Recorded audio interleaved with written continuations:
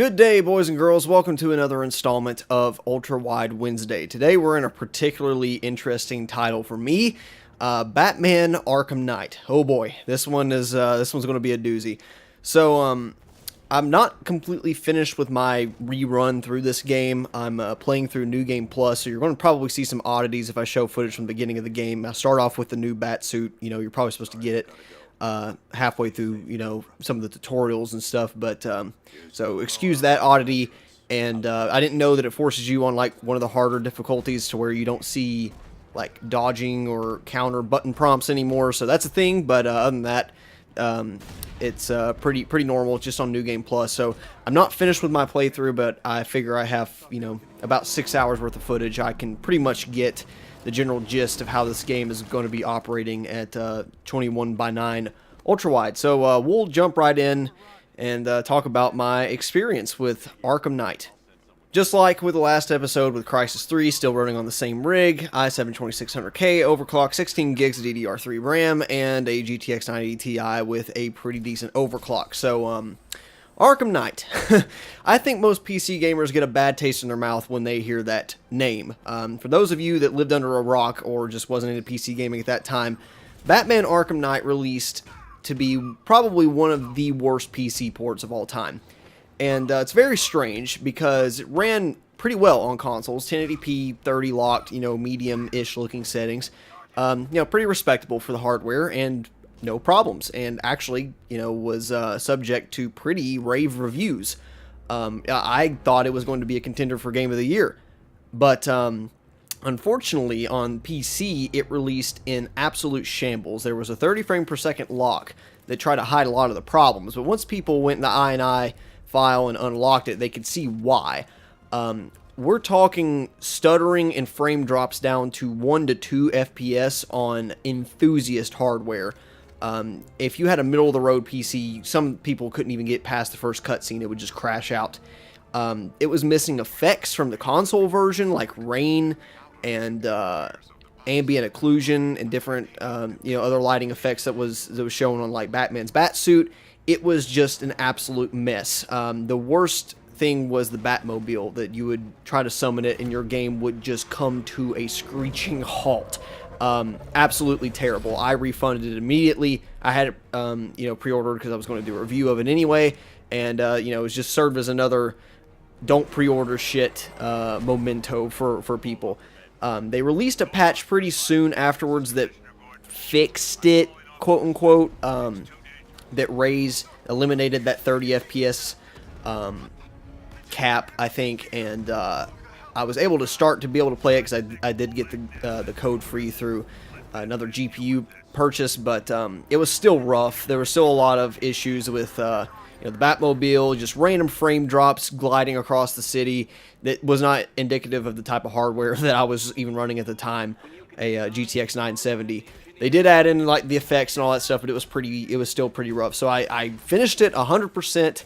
Obviously, I'm talking on 1080p here. There was no way I was going to try to run it on anything higher, 16:9, 19:20 by 1080, and I left it alone for a few months. Well, I returned to it a couple months ago just to see, hey, you know, how's Arkham Knight doing? I haven't played that in a while, and hey, look, there's a new DLC I didn't realize is some more adding to the Gotham's Most Wanted, a few more, you know, villains and that sort of thing. I was like, hey, you know, I'd like to give it a try just to see what happens.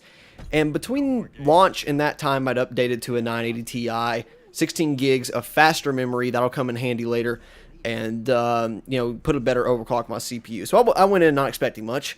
And lo and behold, the settings actually looked pretty decent. You know, ran on everything as high as I could. Unfortunately, there's still a 90 FPS cap. I think that's due to the Unreal Engine 3. It's kind of hard to get around that on some games.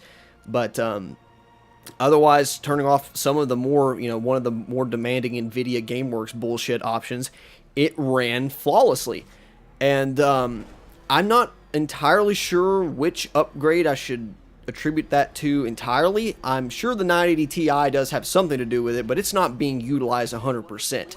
It doesn't need to be. The 970 could run at pretty much high 1080p without much of an issue, but I've read online, and I don't know if it's 100% fact, but I've heard that this game not only likes a lot of RAM, At least it may not even use it, but it still likes if there's, more available, then it's more comfortable.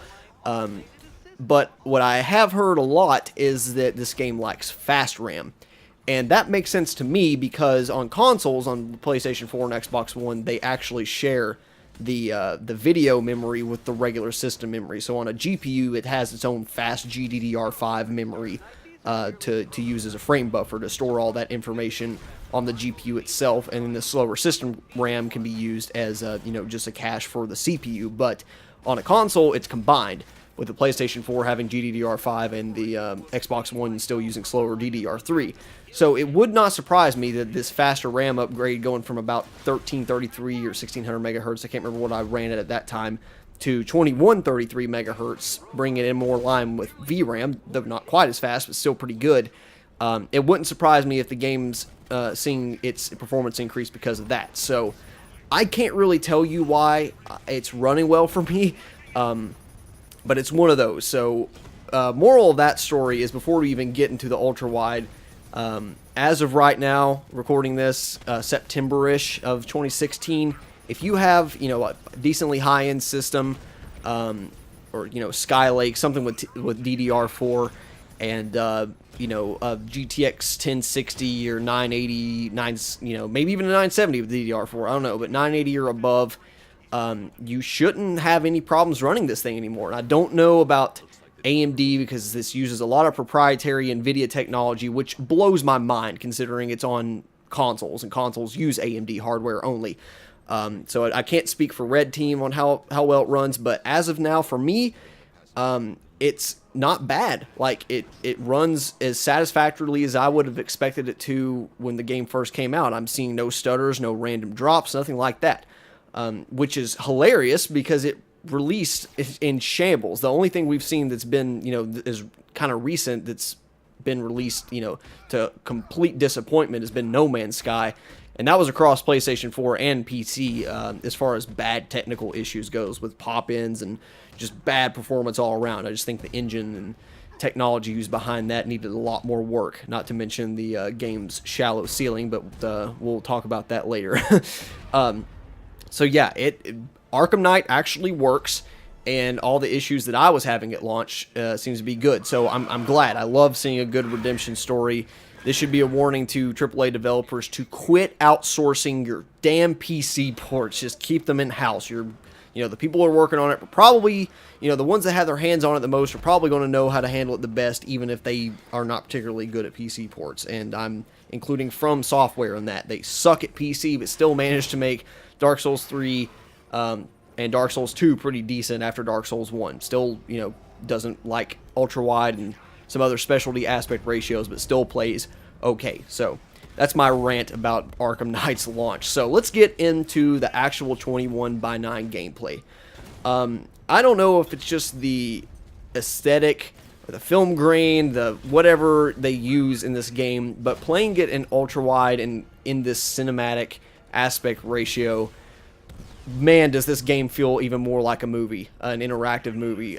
It's certainly better than the last Batman vs. Superman movie, and I've really enjoyed my time just rerunning through it, especially since I already had 100% of the riddles and all that kind of stuff completed.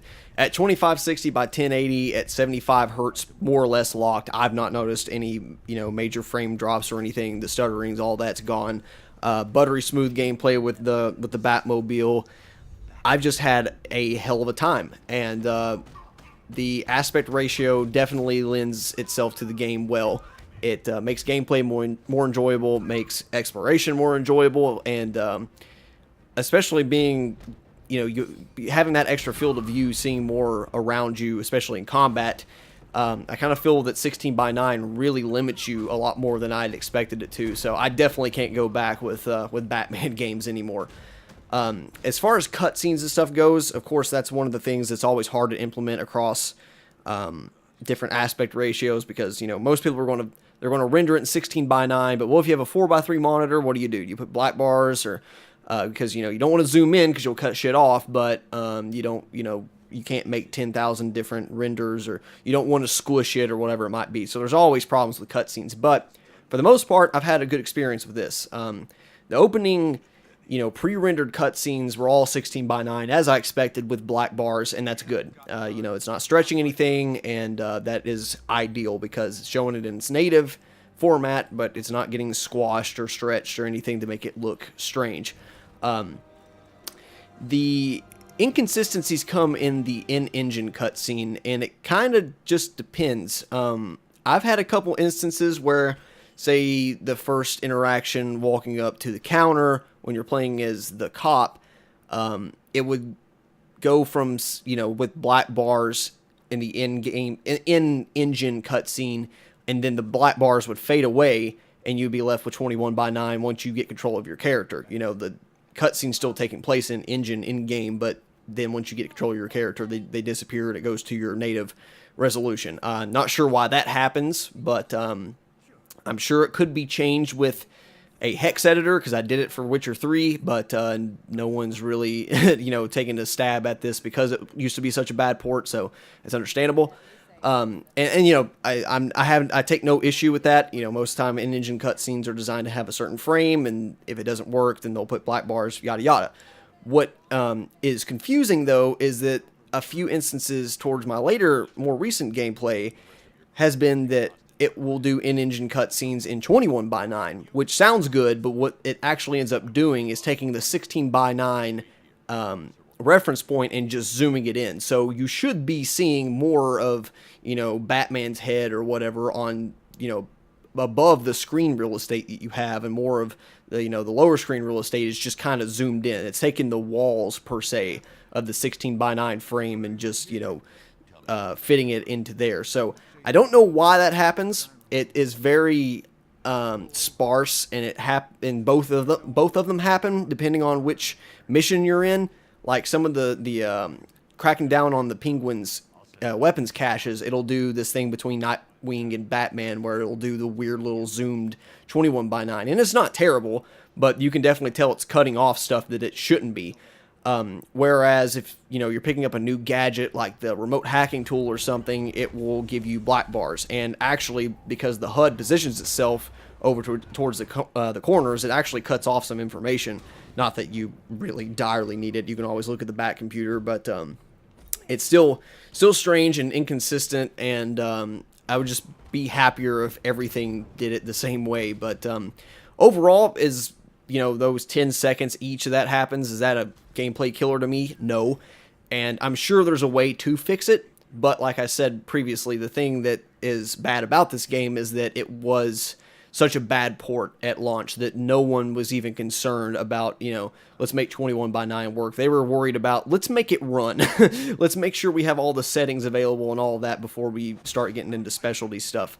Because of that, there's not even a flawless widescreen profile for this, and flawless widescreen is a program I'm trying to stay away from as much as possible in this Ultra Wide Wednesday series, because I want to show games that do work well or don't in their natural environment, and if there is a fix that I can find, I will show it then. But there's not even a profile for this game, even if I wanted it. There is for City and either Origins or Asylum, one of the two, but you pretty much, you're stuck with what the game gives you unless you are really experienced in hex editing and know what codes to look through.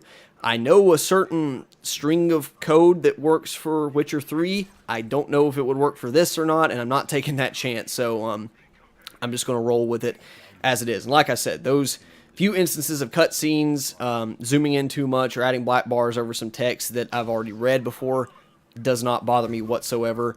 And man, flying through the city in ultra wide, and it's just unbelievable looking. This is one instance where I do like a little bit of motion blur. I do like a little bit of film grain over top of it, even though objectively to me, when you turn those things off, it looks crisper and better and more like a AAA game. But when you turn those things on, it just gives you so much atmosphere. And that was something that I was really disappointed about when this game first launched, because I was like, this is such a suck me in atmosphere game. It's like it did such a better job to me than the other Arkham games did of just making me feel like Batman, or making me want to explore every corner of this world, because I was genuinely interested and it looked so nice, even though that once you get up close to some things, they still look great, but you can tell, you know, it's Unreal Engine 3. But the amount of detail they still put in it, this dark, gloomy, rainy atmosphere, it's just fantastic. The way they use, you know, more contrast lighting between, you know, the hologram coming off of Batman's wrist and then glowing on his face and everything else being dark and grungy. It's just beautiful. And 21 by 9 just amplifies that a ton. So yeah, I completely recommend, if you meet those prerequisites for the performance standard, which is ridiculous. Like I said, I would recommend nothing short of a GTX 980 or above to even begin to run this game. And as far as the base hardware goes, faster RAM is probably better.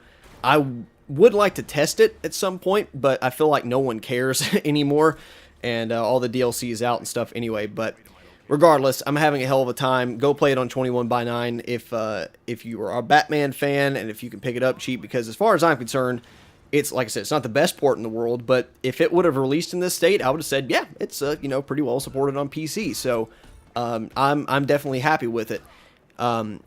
Some people won't think this is as big of a change for like first-person shooters. First-person shooters having that extra field of view is like night and day to me. In action games, maybe not so much, but I'm still enjoying it so much more because it does feel like I'm watching an animated movie, basically. And I'm a Batman fan, so of course any reason to go back and replay it and get some more, usage out of the money I spent on it, more than willing to do that. So yeah, really good.